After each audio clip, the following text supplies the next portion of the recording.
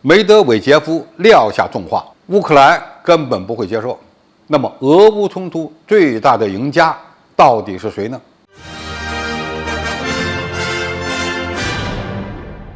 观众朋友、网友朋友，大家好，我是付前少。最近几日，俄联邦安全会议副主席梅德韦杰夫就俄乌冲突的表态引发了外界关注。他给出了两种预测，一种是俄方特别军事行动所有的目标都实现了，乌克兰明确承认特别军事行动的结果；而另外一种可能呢，则是乌克兰发生军事政变，然后承认俄罗斯的特别军事行动的结果。第一种可能自然是俄军有实力把乌克兰打服，但从目前的情况看，俄军的实力还真没有那么强大。第二种是乌克兰内部自己发生了政变，从而改变整个的战略态势。而此种情况在目前乌克兰民族主义高涨的情况下，发生的可能性也不大。那么，为什么说乌克兰政府无法接受梅德韦杰夫所提到的这两种结果呢？因为俄罗斯把肢解乌克兰当成了主要任务，也就是让顿巴斯地区的两个共和国独立，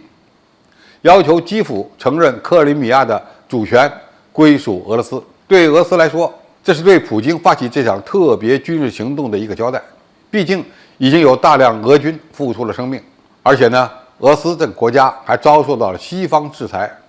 而且遭受西方制裁后，俄罗斯所面临的经济困难也非常严重。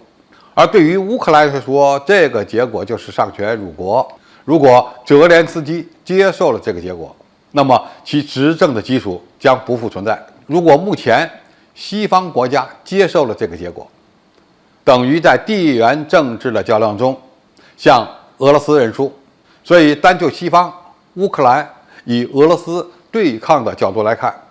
梅德韦杰夫所说的这两种条件都是很难通过和平谈判达成的，只有通过长期的鏖战打到一方服软为止。如果俄罗斯非要乌克兰接受这个结果，光靠目前的军事行动，其力度还很难达到目标。所以我们最近看到普京下令征兵13.7万，由此证明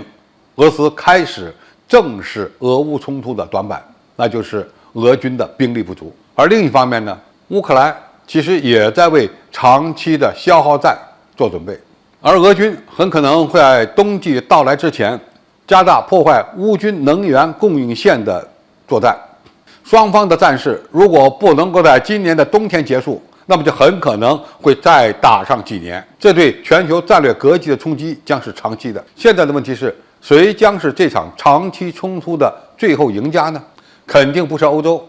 因为欧洲将直接面对能源危机，而且他们对乌克兰的经济和军事援助也是一个沉重的负担。俄罗斯和乌克兰这两个正在交战的国家，也不可能是最终的赢家，而获利者很有可能是美国。因为美国正在利用这场危机推动反全球化的战略，而中国正是全球化的最大受益者之一。由于俄罗斯军队未能展示强势，美国的对华战略打压也不会停止，甚至呢会把更多的军事资源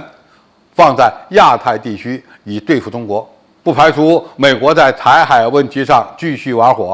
俄罗斯目前在俄乌冲突中呢还保持着较大的优势，但他也不会成为赢家，因为俄军在战场上的损失，再加上因为西方国家的制裁所导致的经济发展困境，以及失去欧洲能源市场所带来的损失，这些都会对俄罗斯今后的发展带来不利的结果。虽然美国也会在这场冲突中遭到消耗，但是对乌克兰援助的几百亿美元，相对于美国维持全球霸权的收益而言，仍然是毛毛雨。只要俄乌冲突不停止，美国将长期控制欧洲的安全事务，对维持美国霸权而言是有利的。总体来看，俄罗斯想通过在乌克兰的特别军事行动打击美国的全球霸权，如果不能通过军事行动获得绝对优势，又让战争长期化，最终呢就会变成美国利用欧洲力量保持霸权的助手。欧洲被美国拿捏，就会在意识形态、科技竞争和台湾问题上对中国下手，对华战略打压可能会更加疯狂。俄罗斯要想实现梅德韦杰夫的目标，恐怕还得玩一把大的，什么时候能看到俄军再次进攻基辅，或者是在战场上发动战役级别的装甲冲锋和大范围的穿插，也许呢才有可能让泽连斯基认清现实。战场上打不服乌克兰军队，就不可能在谈判桌上得到好的结果。这场战事将走向何方？它对世界政治格局的影响有多大，还需要我们密切观察。好，今天的评述就到这里，谢谢大家收看，我们下期再见。